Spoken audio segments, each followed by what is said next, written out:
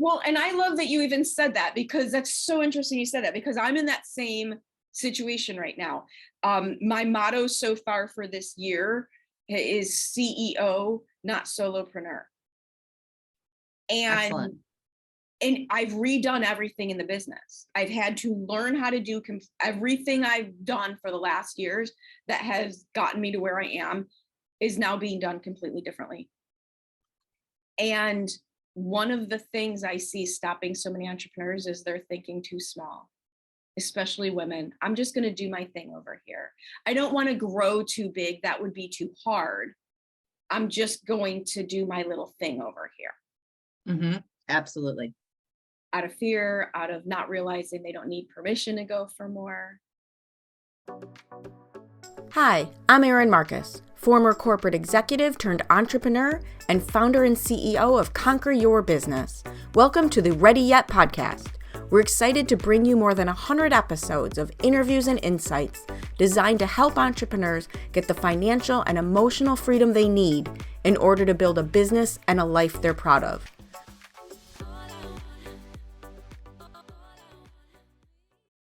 All right. Hello, and welcome to this episode of the Ready Yet podcast. I'm excited for today's guest. It's already that kind of morning, right? Leslee Cohen, we've already been talking about this, like it's a little crazy. And just because things are good doesn't mean it's not crazy. So we'll get back into that conversation in a minute. But Leslee Cohen is the founder of All Rise Legal Counseling. And I love your story, and I'm going to let you tell it instead of me doing a lame job telling it. So why don't you give everyone a little more formal introduction of who you are and what you do? Yeah, absolutely. Thank you. Thanks for having me, Erin. So let's see. All Rise was formed after I spent 7 years practicing on Wall Street. After I went to law school at NYU, spent 7 years at a very serious securities boutique firm on Wall Street, and then spent 13 years at a large, I guess you'd say mid-size 100-lawyer firm here in Chicago. And during that time, I was representing large publicly traded companies, and then some microcap publicly traded, some large privately owned businesses. And really, All Rise came about because, as wonderful as the lawyers were to me at the big firm level, my job was come in, do your work, go home and raise your boys. I have 2 boys. So go home and, do your work for other people, raise your boys, and, we'll live happily ever after, which was great, except that I wanted to be sort of here in an organization, and I wanted to be, at the very top. And instead I was that income partner level. And I didn't see a path to becoming an equity partner, because generally, the firm was like 100 lawyers, 19 women, 1 female equity partner. Right. And really you had to have your own book of business in order to get to that next level. And I didn't see a model for how I was going to do that there, because they, mostly men, brought in the business from playing golf and from charity dinners. Well, and long established patterns and relationships. Absolutely. And great guys. There's nothing bad here. It wasn't, I didn't see a role model for how I was ever going to get to that level of having my own book of business. I had no idea how I was going to, there's no model for how to do it. And so I was just sort of contemplating what my options were. And one of my partners walked in and said, for his own personal reasons, he was starting his own firm. And I kind of jumped on the bandwagon and we started together. And I kind of quickly found within the marketplace that there was this opening for firms that practice securities law at an affordable rate. And by securities law, what I mean is representing companies that are raising money. And so, and actually, when I went out there and I started doing the networking thing, I started talking about securities law, and this wonderful woman who I could literally give my firstborn to said, so you're a securities lawyer, you keep companies safe. And I go, no, I represent companies that are raising money. And she said, well, why don't you say that? Nobody understands what you do. And it was like bingo, like floodgates opened. Yes. All of these, tech startups were starting to raise money, and there just weren't any lawyers available outside of the large firms for, $800 an hour that were able to do that work. And so, the laws around raising $500 million are the same as raising $500,000, just different market. So I learned that market. I started speaking and mentoring at the different incubators and accelerators and hiring, and we can get into all that later, but ended up, and I bought out my partner 2 years ago. He retired, and so changed the name to All Rise. And that is because I'm really intent on helping startups rise, women rise, people of color, everyone rise together. Nice. And one of the things that you didn't gloss over it, but this is one of the key things that I learned. So in my corporate background, my fancy title, I was the senior vice president of business development for the largest long-term care insurance only wholesaler in the country. Nobody knows what that means. It doesn't matter. What it did for me was it put me in the room and at tables way above my pay grade. Because of the role I played in that company, I was invited to the meetings with the gentleman you're talking about. And I had the same experience that you did. I worked with amazing people. I worked with absolutely wonderful people who mentored me and helped me and gave me magical opportunities that most women complain never even enter their peripheral, right? That being said, what I learned was the difference between the people who have and don't have is access to information, is the access to the information. And what you're talking about and what you've done is you've provided, because you said the laws are the same, but the people at this range weren't being served. They didn't have access to the information. They didn't have access to the services. That's right. That's right. Very well said. It like dawned on me quite some time ago, and this was in the financial services world, but the rules are the same. The tools are the same. We just don't know they're available because, right? Because these are the groups that people aren't paying attention to. And the other thing that I'm curious your take on this, the other theory I have about corporate and traditional businesses is it's not just that you don't see a path for your opportunity, but when you work at these large entities, there's limited spaces at each level. And the higher you go, the less spaces are available, which means the competition is so inherent in the organization. And in the entrepreneurial world, we don't have that. Yeah, I agree with that completely. So even if you saw a path, you end up pitted against each other, even not intentionally. Yeah, I think that's true. And particularly for women, when there's very few women at this and they're at the same level, then they get pitted against each other because it's sort of this feeling like, there's only X number of spaces for women.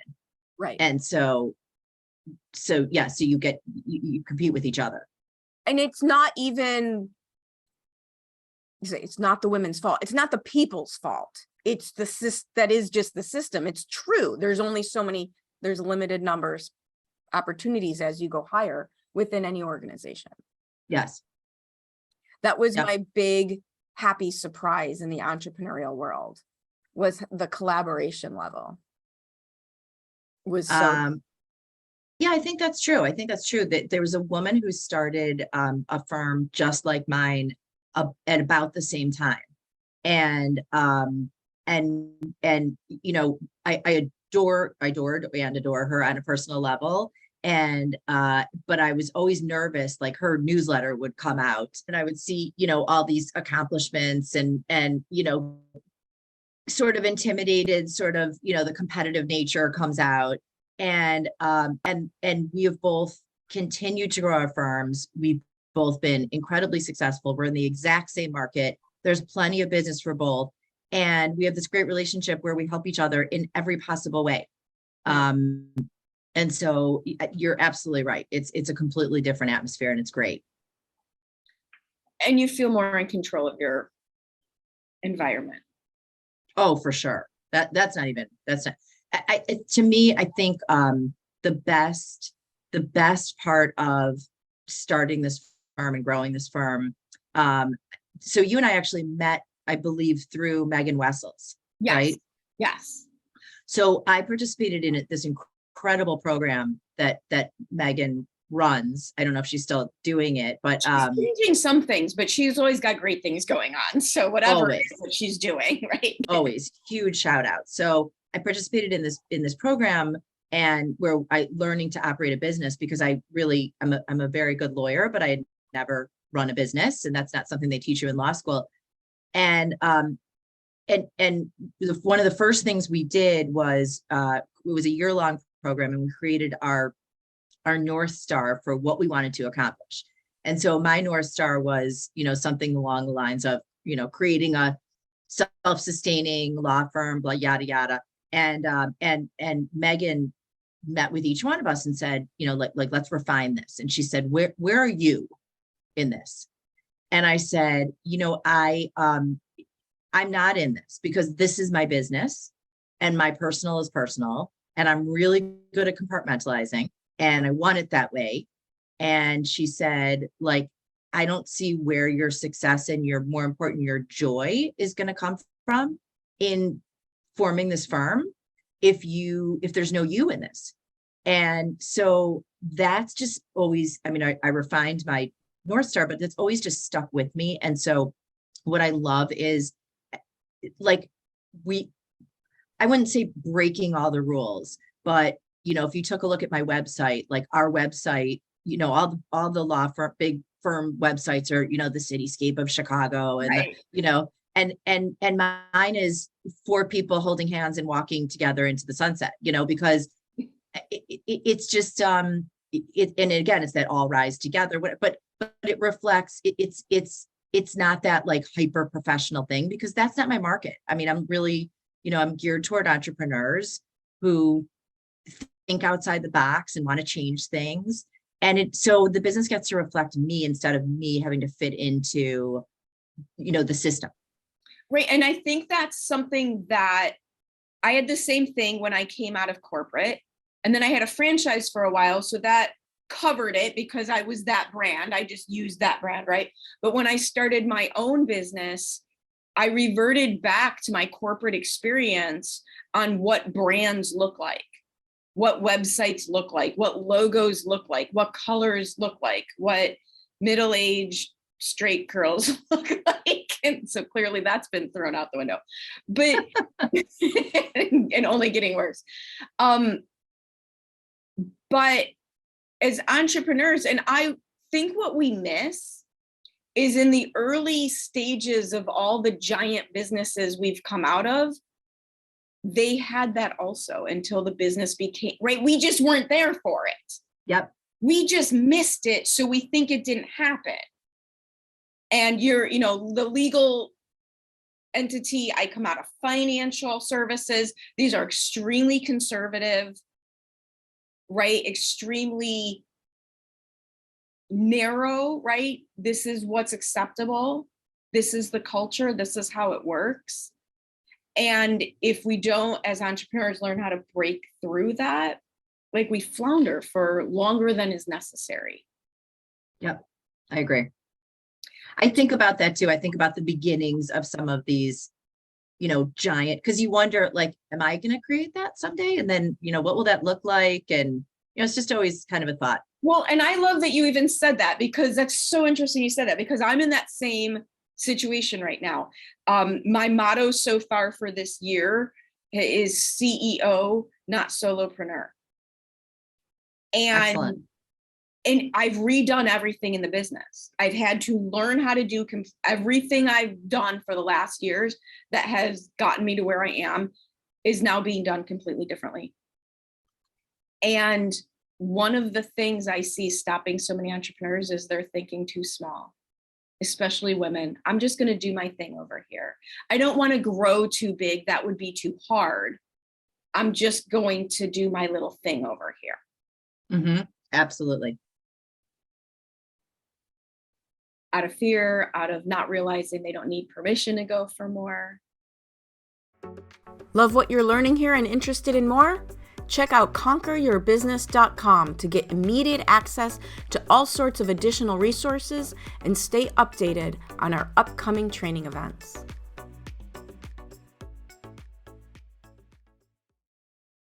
Right. So if you were gonna shorten people's learning curves, right? I always say, if you just don't do what I did, you'll already be ahead of the curve, right? What are some of the things that you've learned on through your efforts, hindsight being 2020, like, okay, that didn't work, don't do that? Yeah, that's very interesting.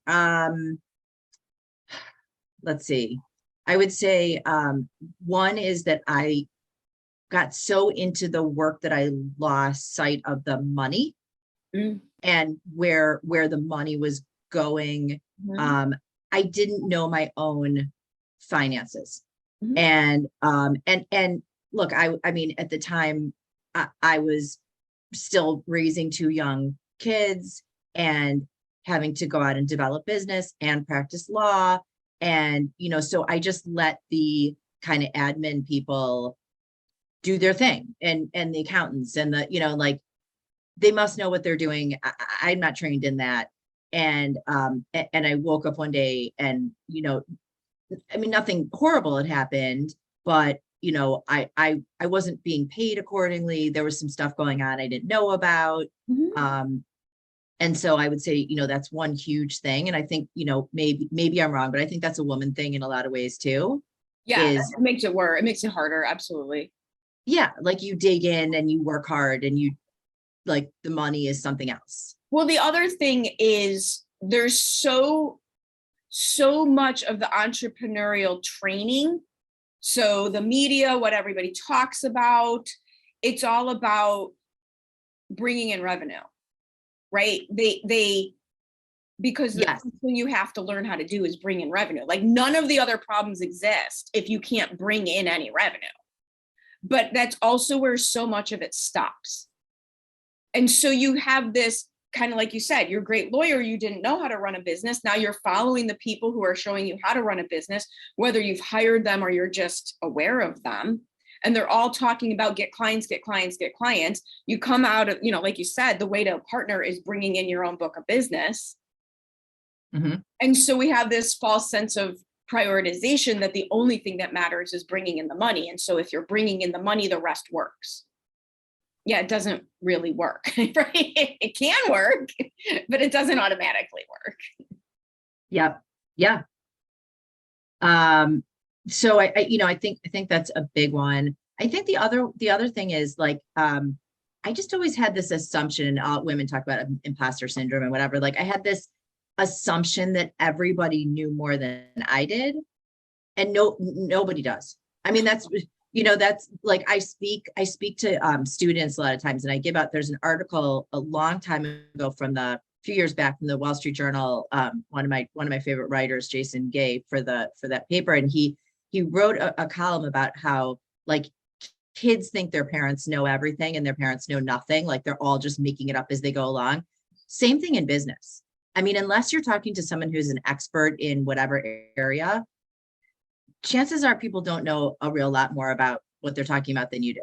So, you know, and it goes back to that whole thing of, like, you know, you just sit in corporate or the big law firms, you know, all the women sit there, like, when there's an issue and that arises, like, let's say at a partners meeting, and you're like, I think I want to talk about this, but, like, should I say that? Should I say that? Well, it sounds stupid. And, you know, and as you're contemplating, someone else raises their hand and says the exact same thing. So it's kind of that same, like, I've little by little discovered that not the experts in if, you know, if I hire a marketing person, they're subject matter expert. Yes, that's different. But in terms of, you know, people say, you know, you need to hire another you, and then everything will be okay. You need to, you know, X, whatever it is, advice in terms of running your business. They don't know. I mean, they're well-meaning, but they don't know any better than you do. So, like, go for it. Yeah. And it is not, I think what we do is erroneously connect being good at the thing that we do for our clients and being good at everything. Like if I admit I don't know something, someone's going to think I also can't do XYZ for my clients. And those two things they don't go together. Yep. Like I know what I can do for my clients, but the motto in our company for when we're trying to do our next thing is, are we supposed to know what we're doing? No, okay, just checking. But it's like, let's launch a podcast. Let's do this. Let's create an affiliate program. Like we don't know how to do those things. But we figure, so you figure that I've stopped worrying about what I don't know. I just got good at the couple things I do know.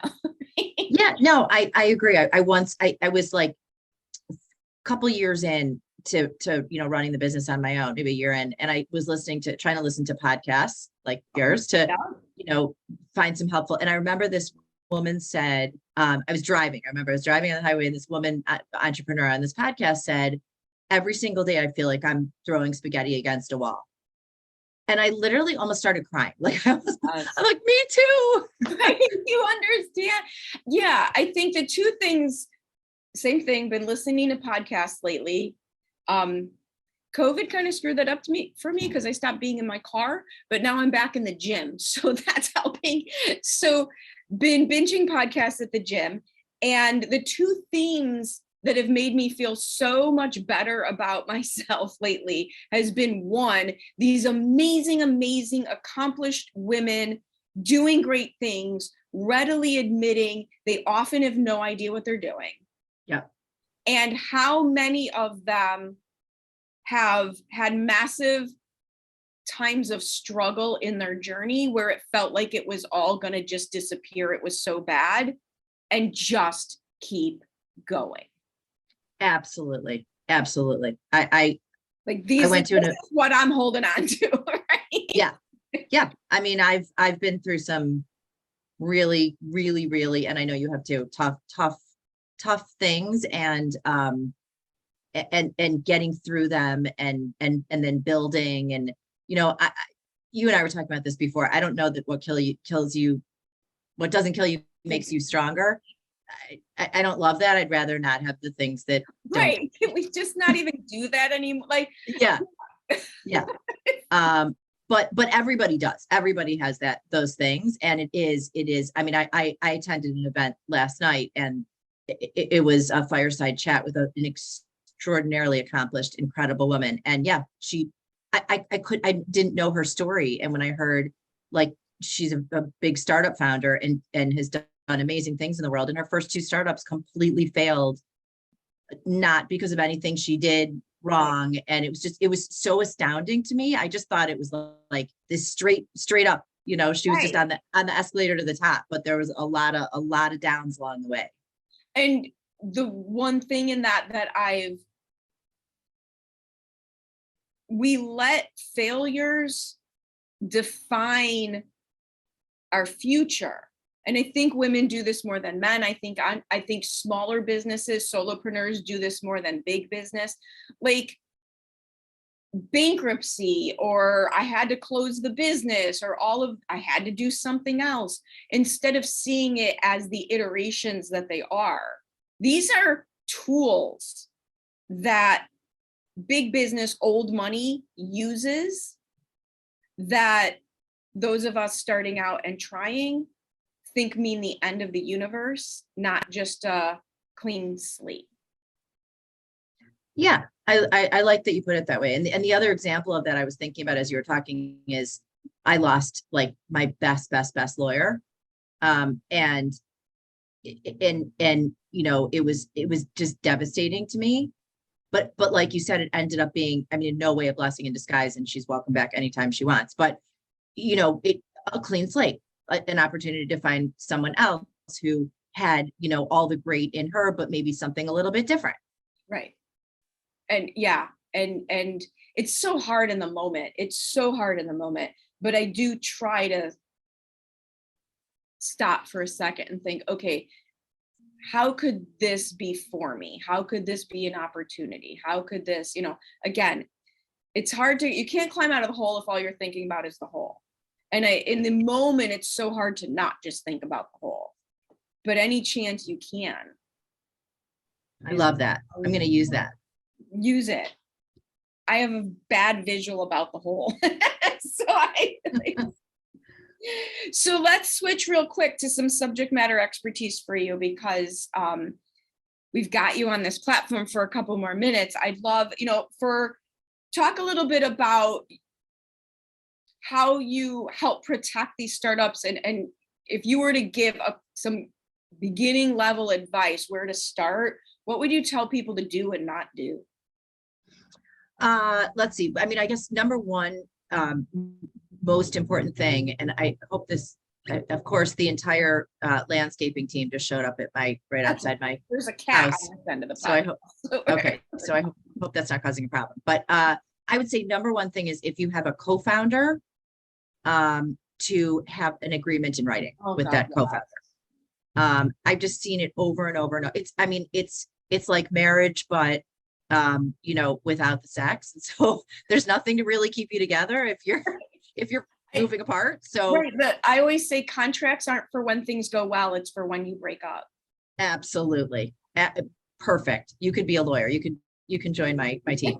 I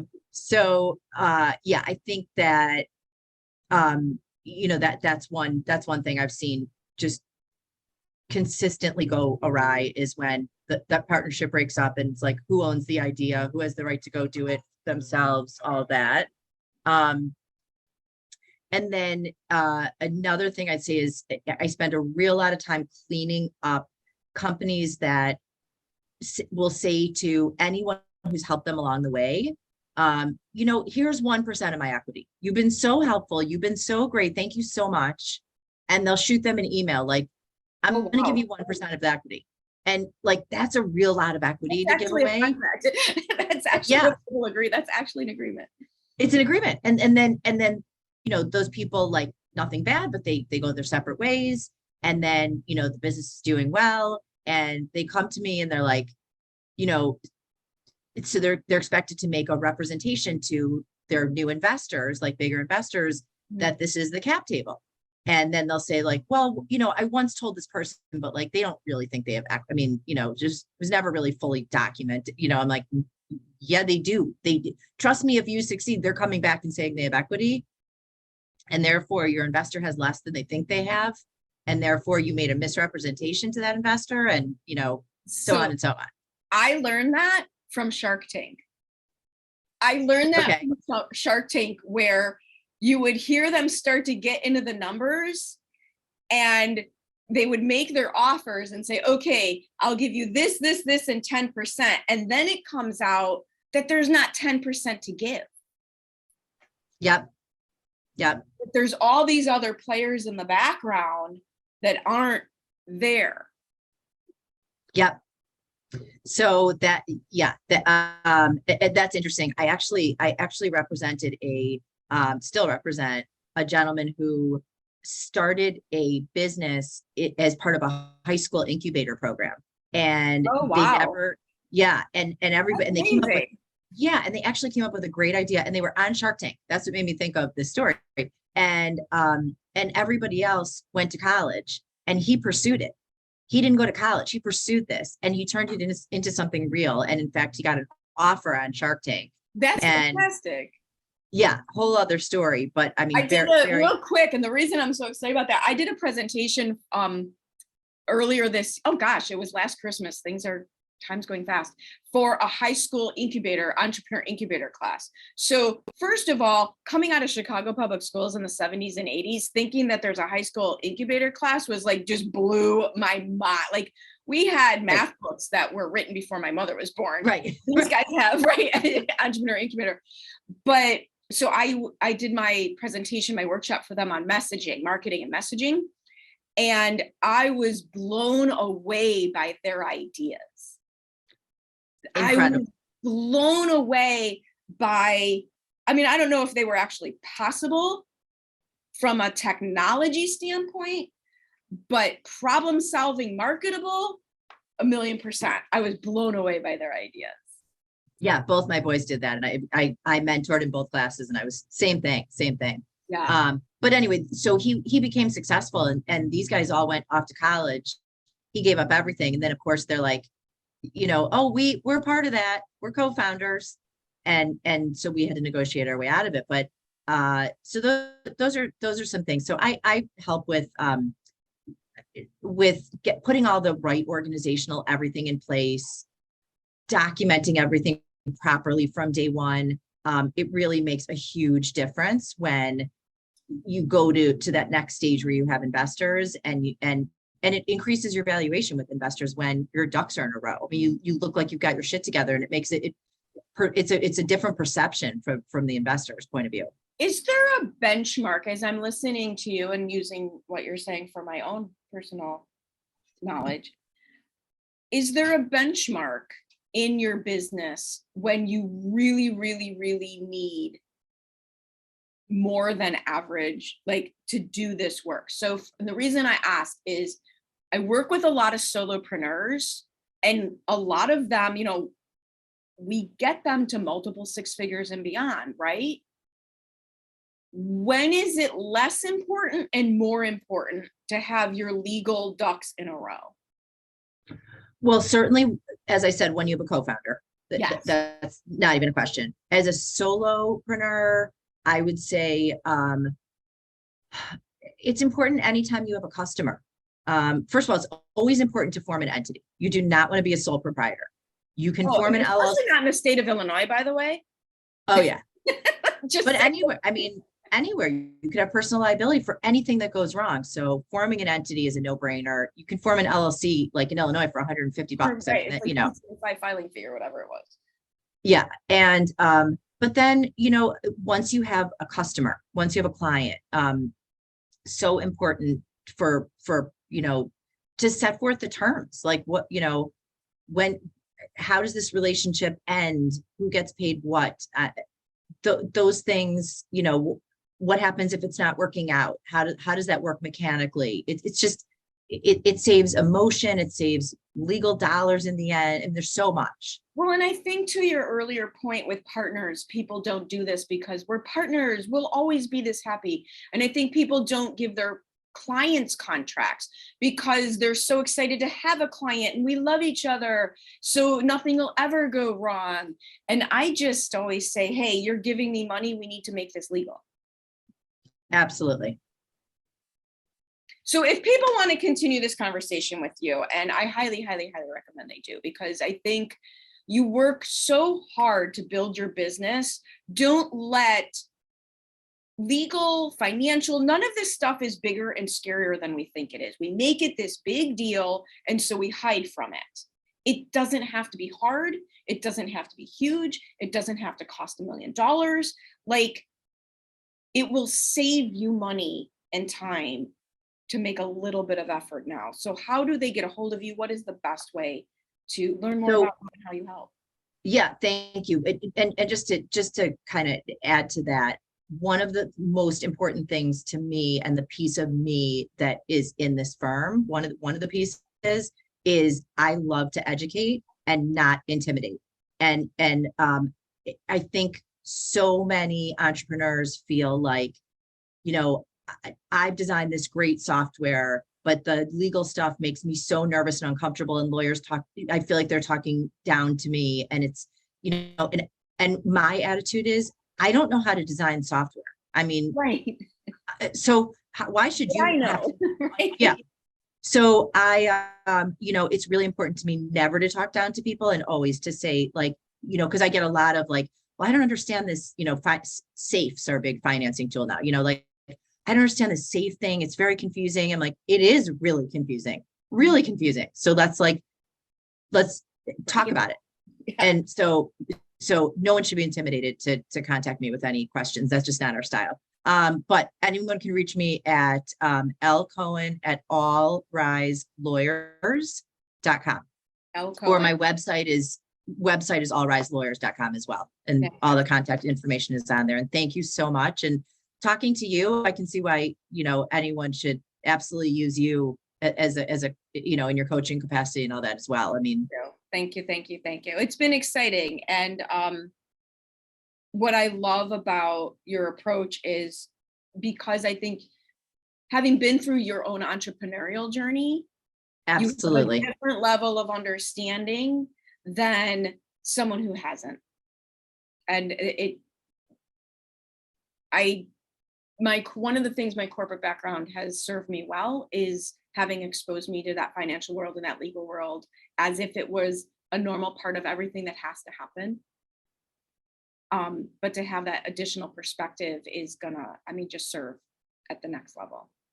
So thank you. I have my own 1.5 million questions for you. So we'll be having a separate conversation because I have some things going on. So we'll be having a separate conversation about that. And again, highly recommend everybody reach out. Thank you for sharing your journey, your insights, your knowledge, all the things. And I look forward to continuing the relationship. Terrific. Thank you so much for having me.